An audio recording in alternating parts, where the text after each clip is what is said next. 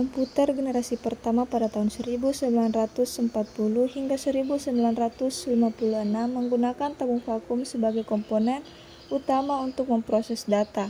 Komputer pada masa ini sangat besar, rumit, dan memerlukan ruang yang luas. Pemrograman dilakukan dengan kode mesin yang sulit dipahami, dan penyimpanan data menggunakan kartu perforasi atau pita magnetik. Komputer generasi pertama digunakan terutama untuk perhitungan ilmiah dan militer, seperti ENIAC dan UNIVAC 1. Meskipun lambat dan tidak efisien, generasi ini menandai lahirnya teknologi komputer modern. Komputer generasi kedua pada tahun 1959 hingga 1965 menggunakan transistor menggantikan tabung vakum yang digunakan pada generasi pertama. Penggunaan transistor membuat komputer lebih kecil, lebih cepat, lebih efisien, dan lebih hemat energi. Komputer generasi kedua juga mulai menggunakan bahasa pemrograman tingkat tinggi seperti Fortran dan COBOL yang mempermudah pemrograman. Penyimpanan data menggunakan hard disk dan pita magnetik. Komputer pada masa ini digunakan untuk aplikasi bisnis, ilmiah, dan militer.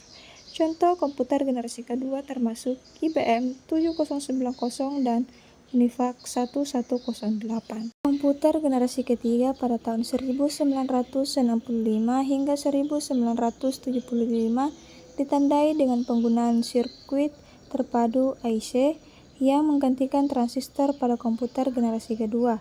Sirkuit terpadu memungkinkan komputer menjadi lebih kecil, lebih cepat, dan lebih efisien. Kecepatan pemrosesan meningkat pesat dan kapasitas penyimpanan juga bertambah besar dengan penggunaan hard disk. Komputer generasi ketiga juga mulai menggunakan sistem operasi untuk mengelola perangkat keras dan perangkat lunak, serta bahasa pemrograman tingkat tinggi seperti Fortran, COBOL, dan BASIC. Aplikasi komputer semakin meluas di bidang bisnis, penelitian ilmiah, dan akademik. Contoh komputer generasi ketiga termasuk IBM 360 dan PDP 8. Selanjutnya, komputer generasi keempat pada tahun 1975 hingga 1990 ditandai dengan penggunaan mikroprosesor yang mengintegrasikan semua komponen komputer seperti CPU ke dalam satu chip kecil. Ini membuat komputer semakin kecil, lebih cepat, dan lebih terjangkau. Selain itu, komputer generasi keempat juga mulai menggunakan memori semikonduktor dan disket untuk penyimpanan data.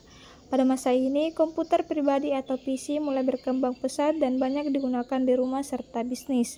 Microsoft dan Apple menjadi perusahaan besar dengan sistem operasi seperti MS-DOS dan Mac-OS. Komputer generasi keempat mengarah pada revolusi teknologi yang luas, termasuk kemajuan dalam perangkat lunak dan aplikasi grafis. Dan yang terakhir, komputer generasi kelima yaitu pada tahun 1990 hingga sekarang. Fokus pada pengembangan komputer pintar dengan kemampuan artificial intelligence atau AI. Teknologi ini bertujuan untuk menciptakan komputer yang dapat berpikir, belajar, dan memecahkan masalah seperti manusia. Pada generasi ini terjadi perkembangan pesat dalam prosesor multicore, jaringan komputer, komputasi awan atau cloud computing, dan komputasi paralel. Komputer generasi kelima juga melihat kemajuan dalam antarmuka pengguna grafis atau GUI, komputasi kuantum, dan pemrosesan big data. Perangkat seperti smartphone dan tablet menjadi lebih umum, serta teknologi AI seperti pengenalan suara dan mobil otonom mulai berkembang. Audio Jungle.